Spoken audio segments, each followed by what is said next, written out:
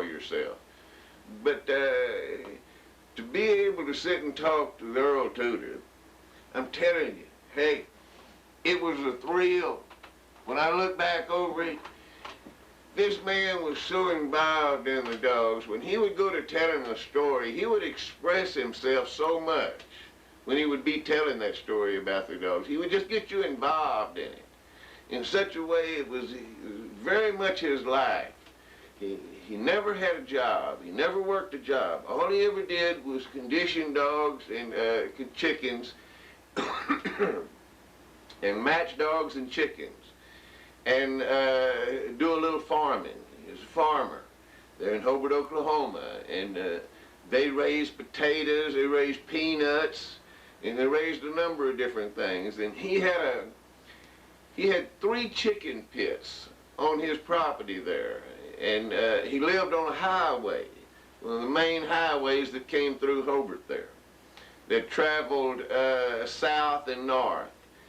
And they had some land there that they raised potatoes on, they raised peanuts on, and then he had that chicken pit that they would run every weekend. They would have it going every weekend. Every Saturday and Sunday, the chicken pits would be open. They'd fight chickens there on Saturdays and Sundays.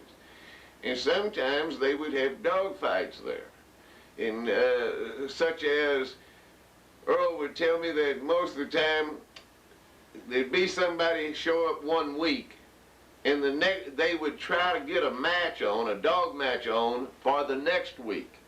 But sometimes it would be made 4 weeks in advance, and 5 weeks in advance, and 6 weeks. I said, but a lot of times it would be made and just, you know, show up with a dog the next week at a certain weight, certain sex. And then he said other times there would be some people that would have a dog with them and trying to get Earl to match one of his dogs off the chain into them. Well, Earl said he always kept like 7 or 8 dogs ready at different weights for those kind of people. Those kind of people that just came up with the dog, you know, and said they wanted to match their dog for $20 or $30 or something like that. And Earl said they fought a lot of dogs back then for $25, which that was in the early 1900s. And $25, $30 was a lot of money back then. A lot of money back then, especially for those people in that area of Oklahoma. That was the area of the Okies in that area. And they're the people that, you know, the drought struck there to the part of where they wasn't able to pay nothing. They couldn't pay their taxes. They lost every bit of their land. They did everything. They had to pick up and leave and go to California, the most of them did, to survive. Well, Earl was one of the survivors. He was one that he survived from the dogs and the chickens and his hustling way of life. And he was a man that had more stories than you can imagine, telling you about the different events, you know, that happened in his life. And just real interesting to talk with. His knowledge of the dogs was just unbelievable. He had a way of talking about people in such a way as he read everybody. He had an understanding of people real fast. He'd meet them and wouldn't have a whole lot to do with them, and he'd know more about them than people that would know about them that knew him for years. He picked up on people that fast.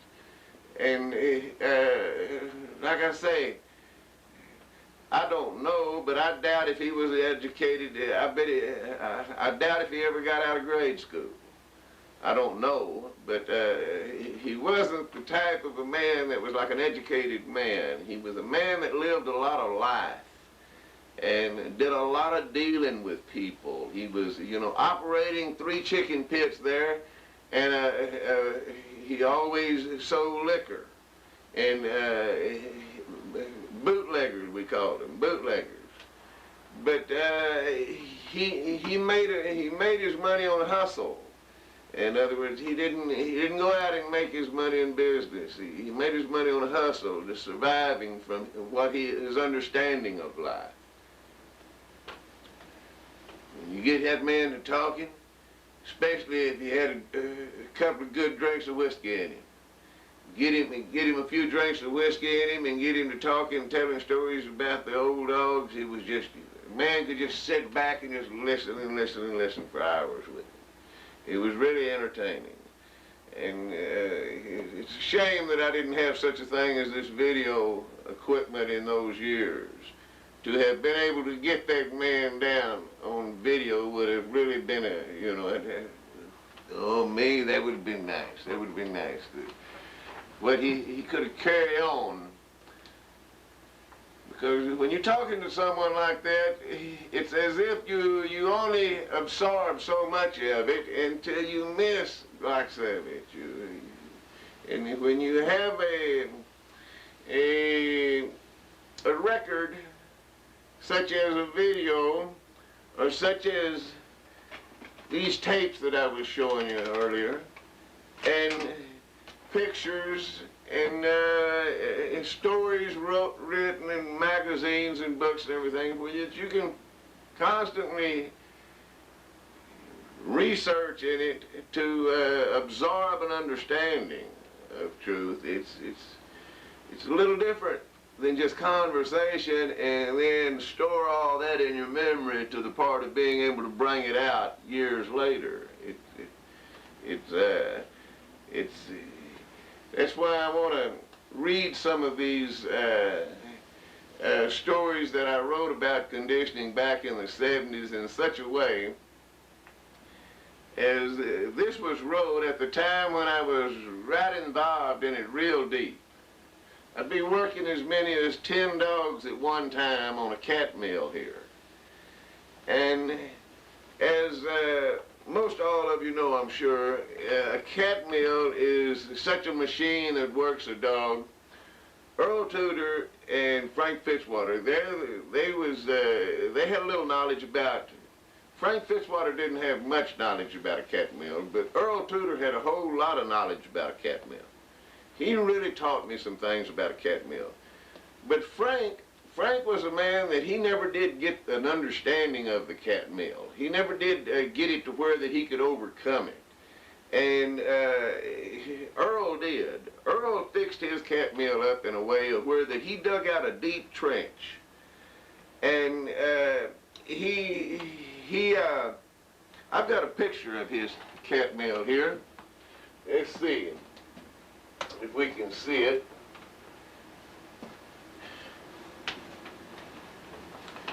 This is it right here. This is his Catmill. Now it's made out of wood, and I want to try to get this up there and see if you can get a good shot of it. As you can see, it's made of wood, and he dug a track around and dug it deep, and then he banked the sides with cottonseed hull and would mix it in with the sand and let it rot. And it was sandy country up in that part of the area.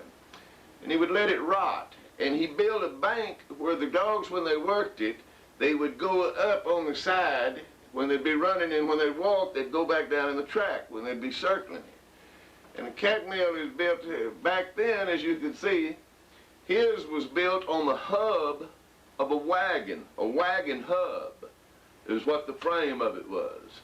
And that's the same way with Frank Fitzwater's. His was built on he used the whole wagon wheel, a big wagon wheel, and had a wagon hub here. And then he built out off of that wheel. But Earl's was the wagon hub, and it was built with the boards that sort of went out in a Y and everything. They had some cross bracing on it and everything. Well, when I got into it, I used a 49 Ford rear end out of an automobile. Sunk it down into the ground and dug it in, took it all the way down to the hub part, to the part that led off to the drive shaft, the bell housing, I think they called it, the center bell housing. I took that all the way down to the ground level, just a little above the ground level, that bell housing in the center. And then I had a wheel onto my rear end up here, and I had a wheel at the bottom, and I sunk all that in concrete. and dug a big hole and sunk it all in concrete with reinforced steel to hold that real strong and real steady.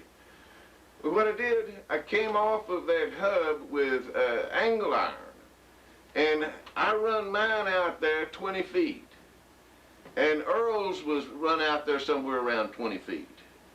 Maybe not quite 20 feet, but I run mine out there 20 feet, and then I took and dug a track, like Earl told me, and sunk the track and everything, and fixed it up with a drain and everything in case it rained. And I built the track up where the dog could work on the sides of it when he got to going fast. Well, now that was all through the 60s. And the 60s was at a time, well, it seemed like